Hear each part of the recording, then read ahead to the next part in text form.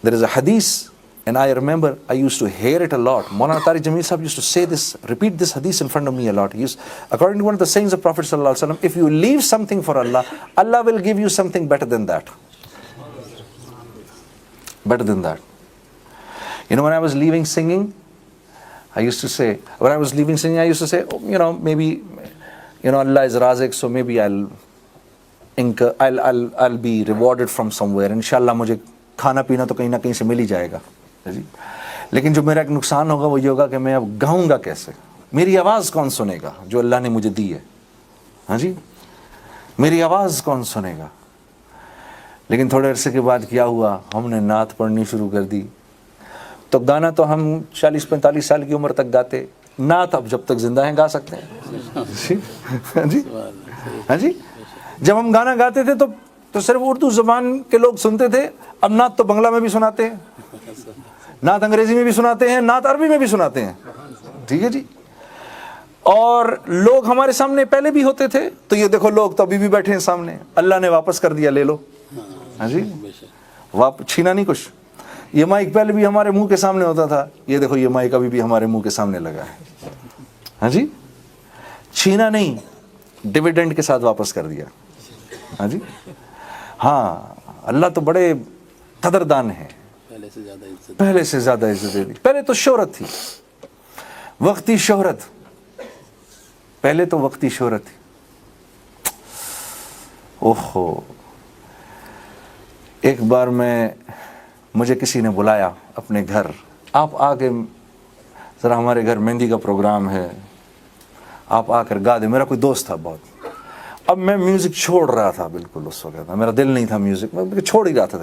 تو میں نے کیا کیا کہ یار اس نے بلا تو رہا ہے یہ, تو میں ایسے کرتا ہوں کہ میں شلوار قمیض اور ٹوپی پہن کے چلا گیا کہ تھوڑی سی شرم کھائے گا یہ, اور مجھے اب تو نہیں کہے گا کہ گانا گاؤ.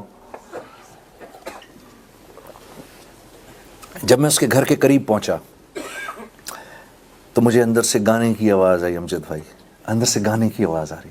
وہ میرا کوئی فیوریٹ, بہت فیوریٹ سنگر ہے, میں نام نہیں بتاؤں گا اس کا. وہ گا رہے تھے جن کو میں سنا کرتا تھا جب میں چھوٹا تھا.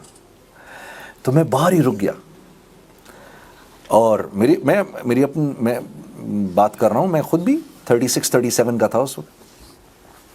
تو میرا جو سینئر, میرے بھی سینئر, میرے سے 7-8 سال سینئر, اور میں سن رہا, مجھے اتنا مزہ آ رہا جیسے ایک بچے کو مزہ نہیں آتا کہ یار میں اپنے فیوریٹ کی آواز سن رہا ہوں. اور میں سنتا رہا. پھر میں نے کہا نہیں, I also want to see him. So I went inside to look at him, and I kept on looking at him, and I was like really sitting at the back. Then suddenly these guys saw me. So they came up to me and they said, oh yaar, come on Junaid yaar, come with us.